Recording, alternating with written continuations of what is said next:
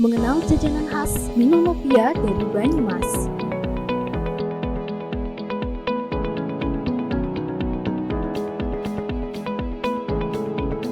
Kelenteng Puente Bio yang masih berdiri kokoh hingga saat ini.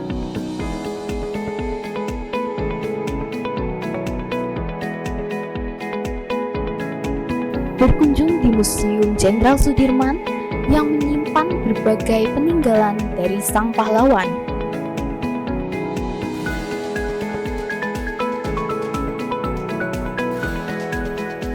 Soto Nini Iwan, soto legendaris dari Kabupaten Banyumas.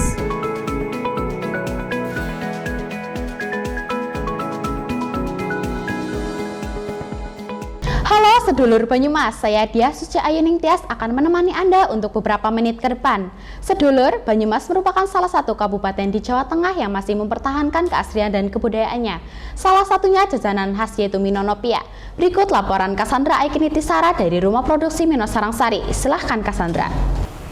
Halo sedulur Banyumas, dengan saya Cassandra Aikinitisara. Saat ini saya berada di Rumah Produksi Mino Sarangsari yang terletak di Desa Kalisube, Kabupaten Banyumas, Jawa Tengah.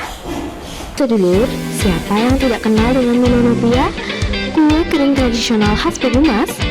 Kue berbentuk bulat kecil dengan rasa manis gurih ini ternyata diproduksi dengan cara yang masih mempertahankan tradisi turun-temurun loh. Hari ini kita akan melihat lebih dekat proses pembuatan Minonopia di tempat ini, mulai dari pengolahan bahan, pengulanan adonan, hingga pemanggangan. Mari ikuti saya.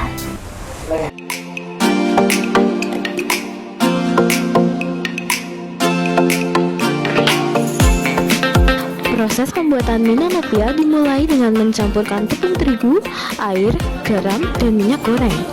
Adonan kemudian diuleni hingga kalis selentur agar mudah dibentuk. Sementara itu, isian disiapkan dari gula merah, kacang hijau, coklat, atau tergantung varian rasa yang diinginkan. Setiap adonan yang sudah dibentuk kemudian ditata rapi di gentong yang sudah dipanaskan atau tungku tradisional dengan suhu yang disesuaikan, hingga bagian luar kue tampak kecoklatan dan mengeluarkan aroma harum. Setelah matang, kue didinginkan terlebih dahulu sebelum dikemas. Teksturnya di luar dan rasa manis legit di dalam menjadikan Minonopia sebagai salah satu kue kering tradisional yang digemari banyak orang hingga saat ini.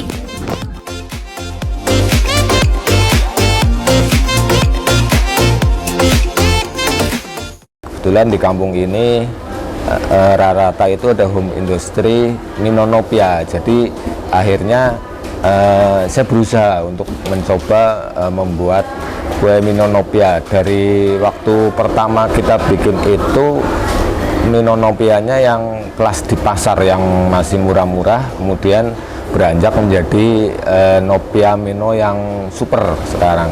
Jadi dengan rasa-rasa, kalau yang masih kelas pasar itu rasanya monoton gula Jawa.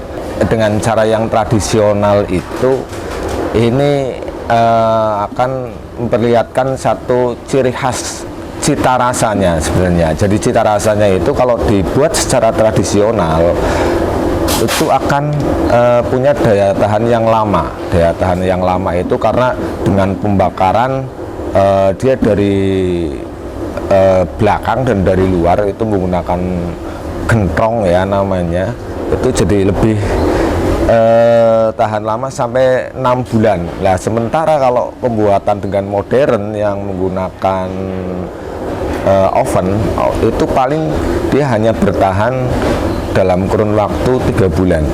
Jadi rasanya juga nanti akan berbeda antara yang oven dengan yang tradisional yang masih menggunakan gentong. Dengan berakhirnya proses produksi, dapat kita lihat bahwa Minonopia bukan hanya sekedar makanan ringan, melainkan sebuah warisan yang harus kita jaga keasliannya. Dari Rumah Produksi Mino Sarangsari, saya Cassandra Aikinitisara dan juru kamera Dia Suci Ayuning Tias melaporkan. Terima kasih atas perhatian Anda, sampai jumpa di liputan menarik berikutnya.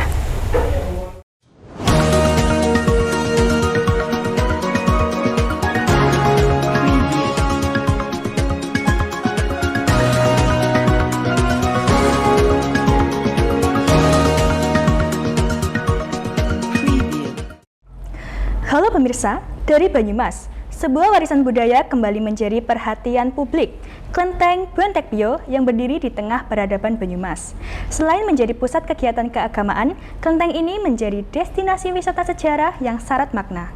Seperti apa? Mari kita simak bersama. Di tengah kota yang sibuk, ada sebuah tempat yang tenang dan penuh dengan sejarah. Kelenteng Buantekpio, tempat ibadah umat Konghucu dan Buddha, menjadi destinasi wisata budaya yang populer. Halo pemirsa, saat ini saya sedang berada di Kelenteng Buantekpio yang terletak di daerah Banyumas. Lebih tepatnya di Jalan Bungkuran, Desa Sudagaran, Kecamatan Banyumas, Kabupaten Banyumas. Saya akan membawa kalian untuk mengetahui isi dan sejarah dari kelenteng ini. Yuk kita simak bersama. Salah satu warisan budaya yang masih berdiri kokoh, penuh warna, penuh cerita, merah dan emas yang memancar, menceritakan kisah kekuatan dan keyakinan yang tak lekang oleh waktu. Selamat pagi adik-adik dari SMK Negeri 3 Banyumas. Ini merupakan sekolahan kejuruan kebanggaan dari Kabupaten Banyumas. Perkenalkan, nama saya Sobitananda, saya selaku Humas di Kelenteng Buantekpio Banyumas sejak tahun 2006 hingga hari ini.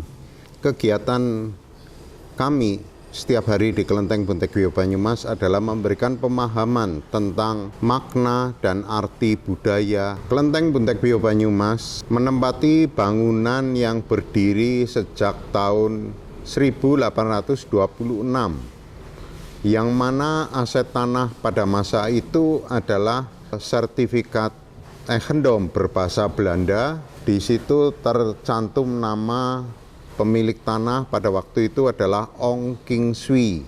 Sedangkan nama Buantekpio Banyumas mulai muncul dari tahun 1993. Bangunan ini dikenal oleh masyarakat Banyumas, terutama dari Sekretaris Desa Sudagaran, memberi nama Rumah Ibadah Tridharma sejak tahun 1993 atas kesepakatan segenap pengurus. Kelenteng ini diberi nama Buantekpio. Buantekpio adalah memiliki arti kurang lebih bun. Bun adalah terpelajar, tek atau tik, ya, diartikan sebagai kebajikan. Sedangkan bio diartikan sebagai rumah ibadah, sehingga Buantekpio memiliki arti harafiah simbol. Kelenteng Buantekpio Banyumas merupakan kelenteng akulturasi budaya.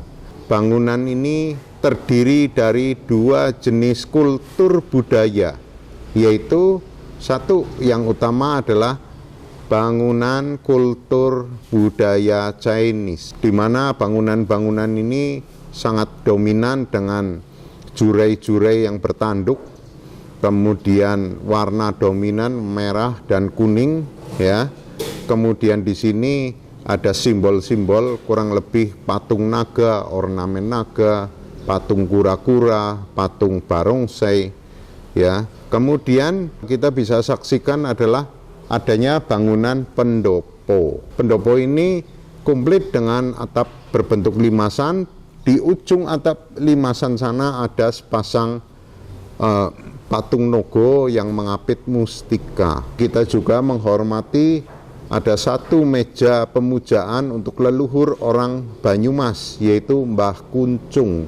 Mbah Kuncung ini seorang tokoh yang luar biasa di masa hidupnya. Beberapa ratus tahun yang lalu beliau pernah hidup dan beliau menjadi sebuah tokoh keteladanan. Satu-satunya kelenteng yang salah satu bangunannya diresmikan oleh Jipret Pojok 4. Ini ditujukan mengucap syukur dan berterima kasih kepada Tuhan Allah atas segala keberkahan, rezeki dan kemakmuran yang melimpah. Acara sembahyangan ini diadakan 100 hari setelah persembahyangan sembahyang Tuhan Allah, yaitu hari ke-9 rangkaian perayaan memasuki tahun baru Imlek. Itulah kelenteng yang berdiri sejak tahun 1826 hingga sekarang masih tetap terjaga unsur sejarah, budaya, dan nilai spiritualnya. Sebagai pusat spiritualitas dan kebudayaan Tionghoa yang masih hidup, kelenteng ini menjadi tempat yang sangat penting bagi masyarakat. Setiap detailnya berbicara tentang kekuatan dan keyakinan yang tak pernah pudar, Meskipun zaman terus berubah, warisan budaya yang kaya dan beragam menjadi landasan bagi generasi mendatang untuk membangun masa depan yang lebih baik. Doa dan budaya menjadi satu kesatuan yang tak terpisahkan. Kelenteng Buen Tekpio bukan hanya sekedar tempat ibadah, tapi juga warisan budaya yang patut kita jaga. Semoga kunjungan ini dapat menambah wawasan dan rasa hormat kita terhadap keberagaman. Saya, Farisa Kamilia Putri dan juru kamera, Akila Nur Hamzah, pamit undur diri. Sampai jumpa di perjalanan berikutnya.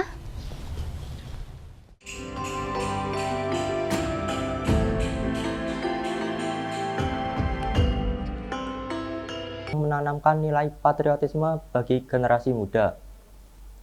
Untuk mengetahui lebih lanjut suasana dan koleksi menarik yang ada di dalam Museum Jenderal Sudirman, berikut liputannya.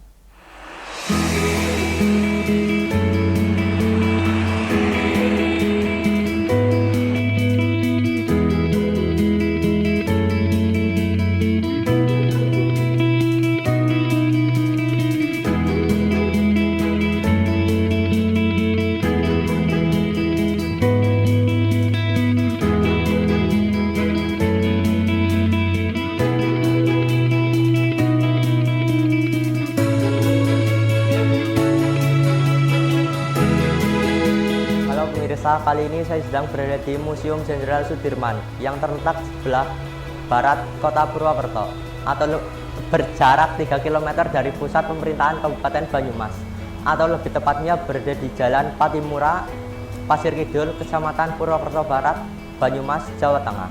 Ayo kita pelajari sejarah yang ada di museum ini. Museum bukan hanya sekedar bangunan, melainkan ruang di mana sejarah tersimpan. Museum Jenderal Sudirman menjadi saksi bisu perjuangan seorang panglima besar yang tak kenal lelah membela tanah air. Museum ini menyimpan jejak sejarah dan semangat patriotisme yang patut dikenang oleh generasi muda. Di dalam museum ini kita dapat belajar tentang kehidupan dan perjuangan Jenderal Sudirman melalui artefak dan dokumentasi yang dipamerkan. Museum ini menawarkan pengalaman edukasi bagi pengunjung dari berbagai usia, dari koleksi senjata hingga replika yang ada di dalam museum ini.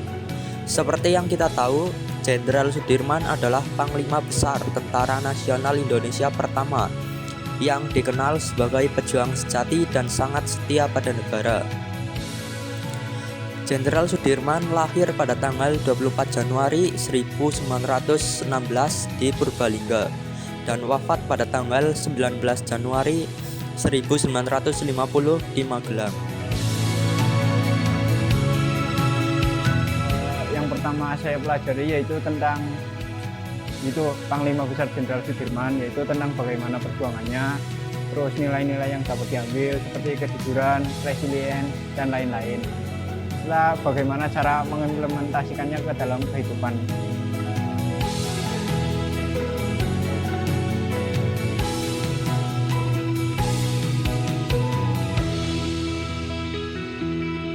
Museum Jenderal Sudirman yang ada di Karangas Purwokerto ini berdiri itu atas dasar dari Yayasan Seruling Mas, yaitu seruan eling orang Banyumas dan pengusaha-pengusaha yang ada di Kabupaten Banyumas. Nah, dari beliau-beliau itu adalah donasi yang pada waktu itu mengumpulkan atau istilahnya memberikan suatu kenang-kenangan kepada seluruh pimpinan jajaran yang ada di Satu Karesidenan Kabupaten Banyumas. Nah, Satu Karesidenan Banyumas itu terdiri dari 4 kabupaten, yaitu Kabupaten Purbalingga, Banjarnegara, Cilacap, dan Kabupaten Banyumas ini.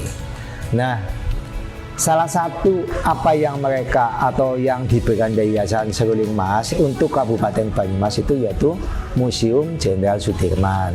Nah, kenapa kok di Banyumas ini didirikan atau dibangunnya Museum Jenderal Sudirman, sedangkan Museum Jenderal Sudirman kan tidak ada di Bantar Gebang Purbalingga, ada juga di Jogja. Nah, pada dasarnya di Kabupaten Banyumas itu mengakui bahwa Bapak Jenderal Sudirman itu adalah asli kelahiran Kabupaten Banyumas. Nah, makanya beliau itu para ajudan-ajudannya yang waktu itu sebagai pejabat negara, yaitu diantaranya Bapak Suparjo Rustam, Bapak Sugiyarto, dan Bapak